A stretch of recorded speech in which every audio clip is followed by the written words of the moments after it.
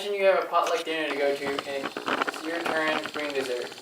Last time your coworker brought in a store-bought dessert and it was okay, but you want to do something better. You want to bring a home-cooked dessert, but you don't really have that much baking experience. With this simple homemade pound cake recipe, you can bring in a good dessert while also saving money. If you go to the store, you can buy a pound cake for about $7.20 at Safeway. Using this recipe, you can buy the ingredients for a little over $7.50, but get twice as much cake because our pound cake is actually about 2 pounds instead of a pound like a store-bought cake. So the first thing, so you need a large loaf tin like this, or a 12-cup bun pan. It is nice and easy to make, and there's only 3 steps. The first step is preparation. You need to preheat your oven to 325 degrees. This way it has time to heat up and get to the correct baking temperature. Next, you're going to want to make sure you set out your ingredients about 45 minutes early so they can get to room temperature. You want your butter at room temperature, that way it can hold the air in it, which helps your cake be light and fluffy. If the butter is too hot or too cold, then it can't hold the air, and so your cake ends up flat and dense, and nobody wants that kind of cake. Okay, the last thing we're going to do for prep is we're going to take our tin and spray it with Baker's Joy or any kind of cooking spray with flour. We want to make sure we only spray the bottom. That's because if you spray the sides, the cake won't be able to stick and it'll cause it to collapse in on itself. I've had that happen to me personally. So now that our prep's done, it's time to combine our ingredients. We need 3 sticks of butter, which I have here. So I'm going to add those in and then mix those up so they're nice and soft. Shouldn't take too long since we already have them at room temperature. So once we get those whisked together, next, 1 brick of cream cheese, 8 ounces. We add that in, and now we mix that up.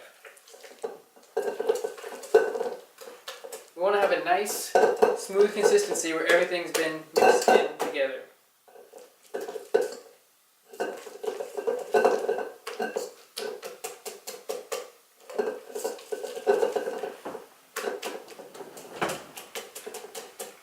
Keep going, don't let me walk up here and disturb what you're doing. Okay, after that, we're going to add 3 cups of sugar. We use what is called a scoop and sweep method. According to Ann Burrell, Food Network chef and former cook at the Institute of Culinary Education, use the scoop and sweep method to make sure that, it's going to be hard to get with this, might have to get something bigger, to make sure that you get 3, to make sure that you don't overflow and compact, so you don't compact it, which would then cause you to have too much. Yeah, that will happen there. So I might need something bigger than this because you can't get a full scoop with it. You might want to just use a 1/2 cup scooper too. Might be easier to get in and out of that. Okay, so there's our first scoop. Or you could pour it into this thing.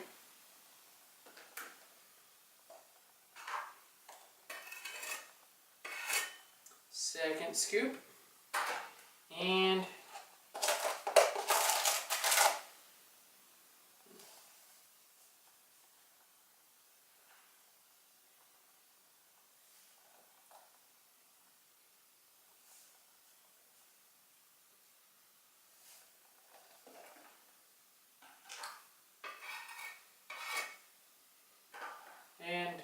third scoop. So now what we're going to do is we're going to mix this in a little bit at a time. So we're going to add about that much for now, and then mix this in with our butter and cream cheese that we've already mixed together.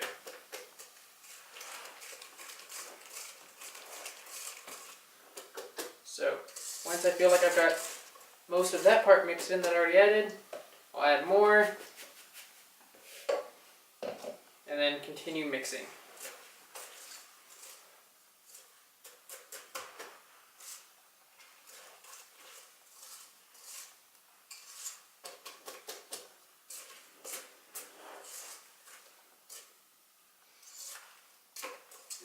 minutes.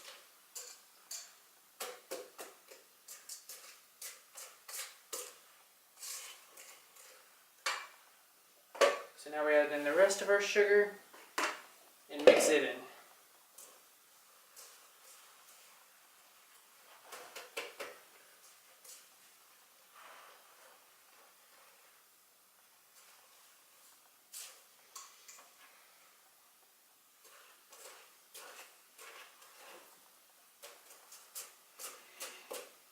The motorboat thingy wouldn't be very good for this either, would it?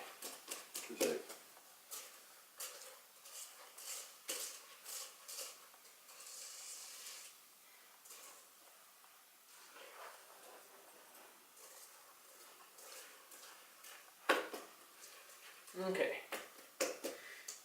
Now that that's done, we're going to add in our eggs one at a time. But what I'm going to do is I pour the egg, crack the egg, and pour it into this metal bowl. That way, if there's any eggshells, it's a lot easier to get out of this than it is our actual mixture. We take one egg at a time, pour it in. Over 6 minutes now. Yeah. And we make sure we mix it in nice and well. So when that egg's mixed in nice and well, then we go to the next egg. And you keep in mind, nobody can look in that bowl, so you can pretend like it's well mixed when it's not yet. To save yourself some time. Okay.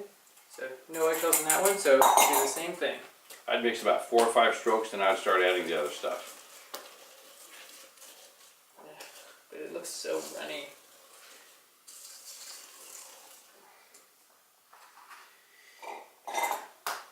Now I need to find a better way of scooping because trying to get that 7 minutes. Yeah. Trying to get that sugar in took a lot of time. Here's our next egg.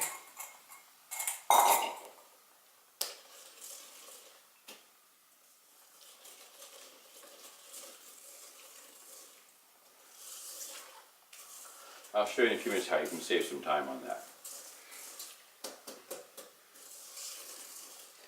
Because yeah, this is taking a lot of time, and all the mixing parts taking, or all the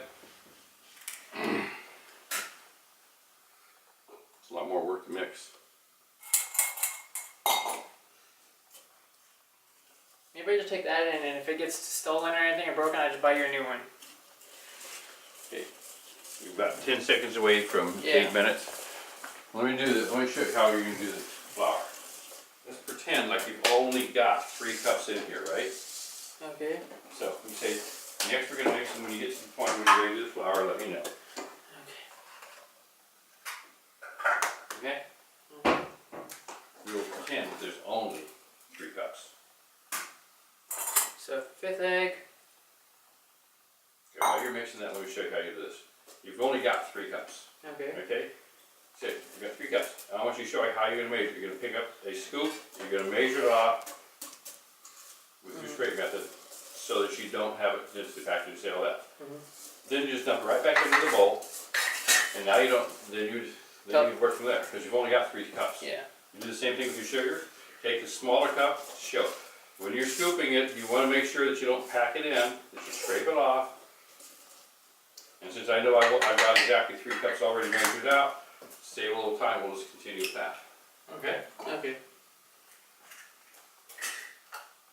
We'll pretend like that's what you did. So here's the last egg. Then we're going to make sure this one mixes in nice and well.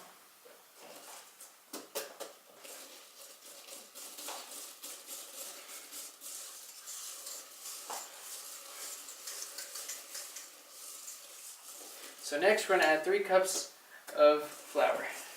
So make sure, so we're going to use the same method again. We're going to do the scoop and sweep method. Now to save time, I've already measured 3 cups of flour into this. Is that 3 cups? Yep. Okay. So save time, I've already measured 3 cups into that. So I'll just pour that in here, and then And you're 9:42 already. woo! So, that will save you time on both of those things. I hate doing the flour part. You know, at least with the hand mixer, it's not likely to throw it all over the place. Yep. So here we add some more flour.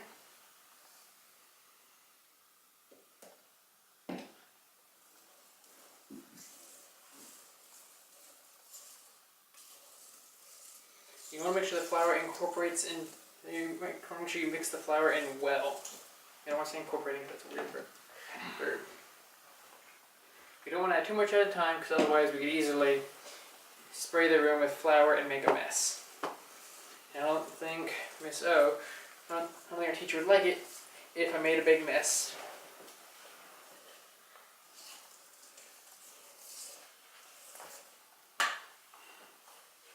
So we'll add in the rest of the flour. And we're going to mix this all together. Yeah, I'm gonna get to work on your follow-up stuff while you're finishing that up. I'll make sure you got exactly 3 and 3.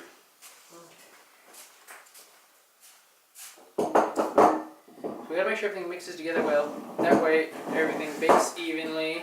Everything, the flavors are all spread out evenly.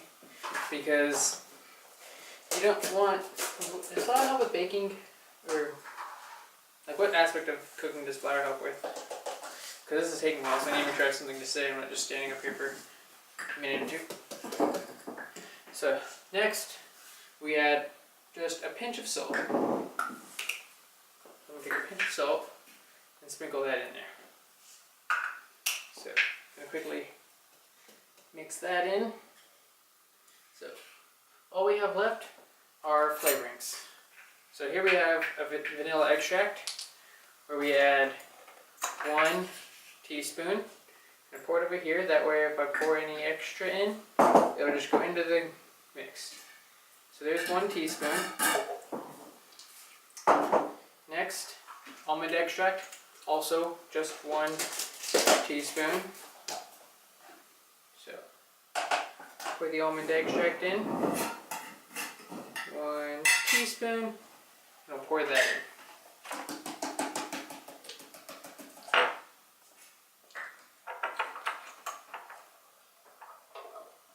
Okay. Last but not least, we add 1/4 teaspoon of mace. For those of you wondering, mace is from the nutmeg. It is that skin that is around the nutmeg when it's opened. Think of a peanut that you open up, and that red skin that is around the nut that we eat, that, for a nutmeg, is what mace is made from. So now that we've added our vanilla, our almond, and our mace, I'm going to give everything a nice final mix, get all those flavors mixed out evenly. Okay, so now we want to make sure we get as much batter off this as we can. Yep, you gotta be careful about that. Okay, put this here. That one's the tip. Okay, let's put that there. Okay, so now what we're gonna do is we're gonna take our baking pan from earlier, and we're going to pour our mix in.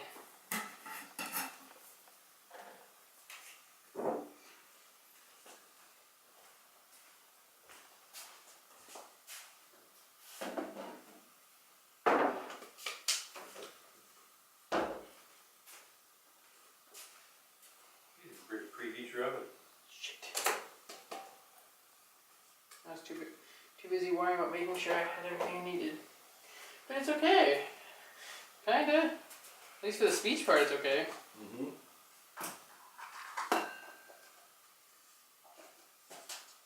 We want to make sure we get all of our mix. If we don't, then oh well, because this takes a while.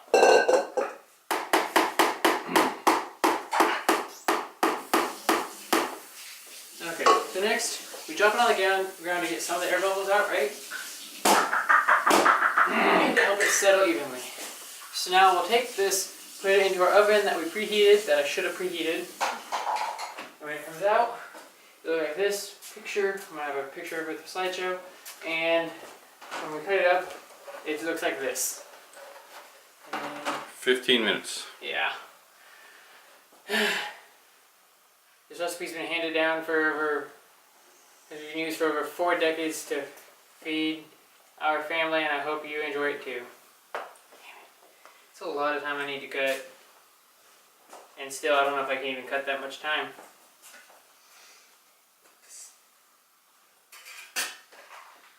Shit. Well, not fighting with the sugar and the flour, you're gonna knock off 2 or 3 minutes right there. Yeah. You've already knocked off a lot of time by getting the butter taken care of.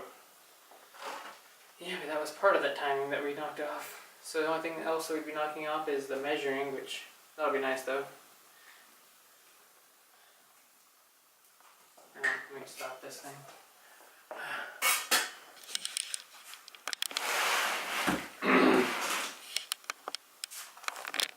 First, you don't want to put this in. How do I even stop it? Closer to you, there's a video thing. Closer to you on top. Yeah, something else. Oh, movie.